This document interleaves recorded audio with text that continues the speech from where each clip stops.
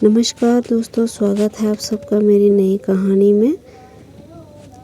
गरीब बाई की आखिरी प्रार्थना जिसने भगवान को भी रुला दिया। आज की कहानी ये है हमारी।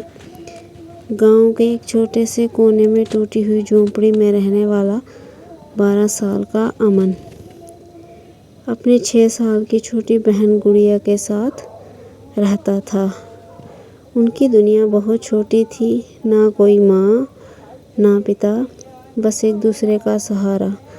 अमन सुबह सूरज निकलने से पहले उठ जाता, कभी खेतों में काम करता, कभी होटल में बर्तन धोता और शाम को थका हारा घर लौटता।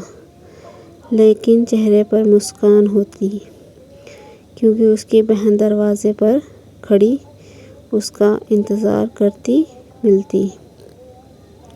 एक दिन सब बदल गया। बरसात का मौसम था, झोंपड़ी टपक रही थी।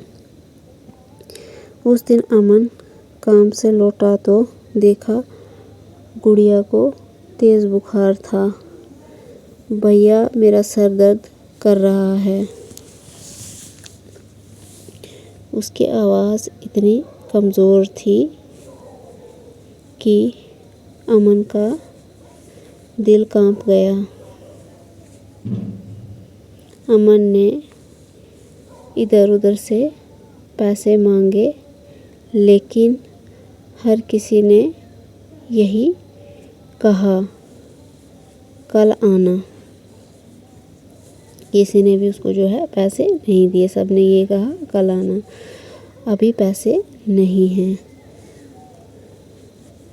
उस रात अमन ने खुद खाना नहीं खाया, बस बहन के सिर पर पानी की पट्टी रखता रहा। भूख, गरीबी और बेबसी नहीं भूख, गरीबी और बेबसी 3 दिन बीत गए। गुड़िया की हालत और ख़राब हो गई।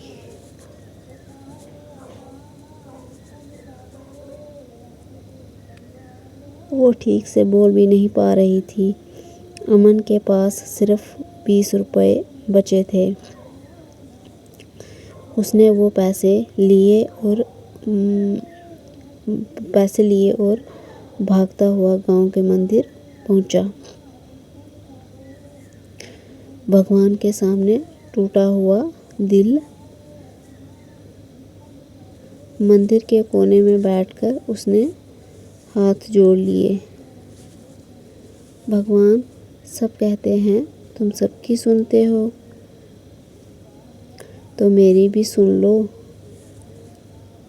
अब क्या कर रहा है अमन?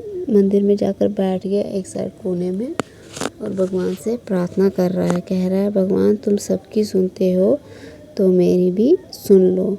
मेरे पास कुछ नहीं है। अगर मेरी बहन ठीक हो जाए तो मैं ज़िंदगी भर कुछ नहीं मांगूंगा।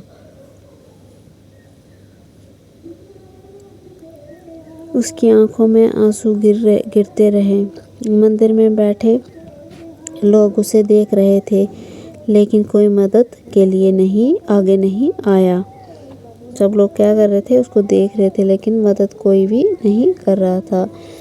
एक अनजान इंसान। तभी वहाँ एक अमीर दिखने वाला आदमी आया। उसने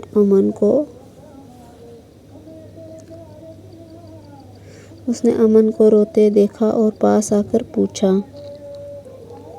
क्या हुआ बेटा? क्या हुआ बेटा? अमन ने रोते रोते सारी बात बता दी। उस आदमी ने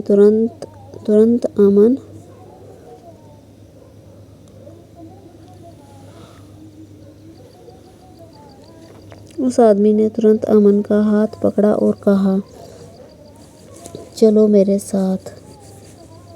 अस्पताल की दौड़। अब आगे गया है अस्पताल की दौड़। वो आदमी उन्हें शहर के अस्पताल में ले गया। डॉक्टर ने तुरंत इलाज की शुरू किया। डॉक्टर ने कहा अगर थोड़ी देर और देर हो जाती तो बच्ची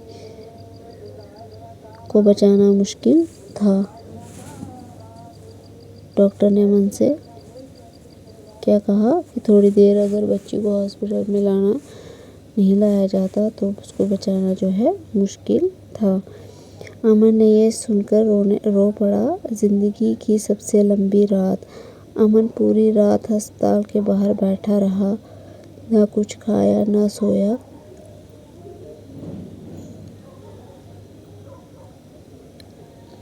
बस भगवान से यही प्रार्थना करता रहा, मेरी बहन को बचा लो। सुबह की किरणें। अब रात भर वो बैठा रहा। अब सुबह की किरणें। अब सुबह डॉक्टर बाहर आए और मुस्कुराते हुए बोले, अब खतरा टल गया है, तुम्हारी बहन ठीक हो जाएगी। डॉक्टरों ने क्या कहा अमन से कि अब कोई खतरा नहीं है, तुम्हारी बहन जो है वो ठीक हो जाएगी। अमन की आंखों में खुशी के आंसू आ गए। सच्चाई जिसने सब बदल दिया। कुछ दिन बाद जब गुड़िया पूरी तरह ठीक हो गई, अमन उस आदमी के पास गया और पूछा। अब अमन जो है उस आदमी के पास जाता है जिन्होंने उसे अस्पताल पहुंचाया था। पूछा, आप कौन हो? वो आदमी मुस्कुराया और बोला, क्या बोला वो अमन से? बोला, मैं कोई ख़ास नहीं हूँ बेटा। क्या बोला? मैं कोई ख़ास नहीं हूँ बेटा, बस एक इंसान हूँ जिसे भगवान ने तुम्हारी मदद के लिए भेजा। क्या कह रहा है कि मुझे भगवान ने तुम्हारी मदद के लिए भेजा। असली चमत्कार क्या था, अमन ने उस दिन समझा।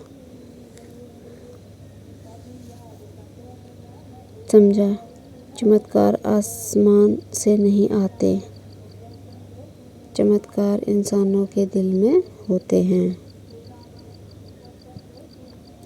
कहानी का संदेश। अब हमें कहानी ये क्या संदेश दे रही है, इस कहानी का मोरल पढ़ते हैं।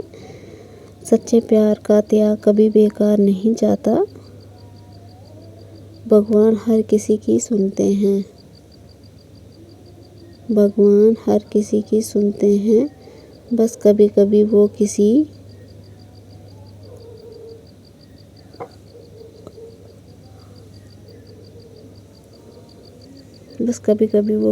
इंसान के रूप में मदद भेजते हैं। तो दोस्तों ये थी आज की हमारी कहानी अच्छी लगी हो तो लाइक शेयर कमेंट ज़रूर करें। चैनल को सब्सक्राइब करना ना भूलें, साथ में बेल आइकन को प्रेस कर लें ताकि जो भी नई वीडियो का नोटिफिकेशन हो वो सबसे पहले आप तक पहुँचे। स्वस्थ रहिए, मस्त रहिए, मेरी कहानियाँ सुनते रहिए। मिलते हैं अगली कहानी में, तब तक के लिए धन्यवाद।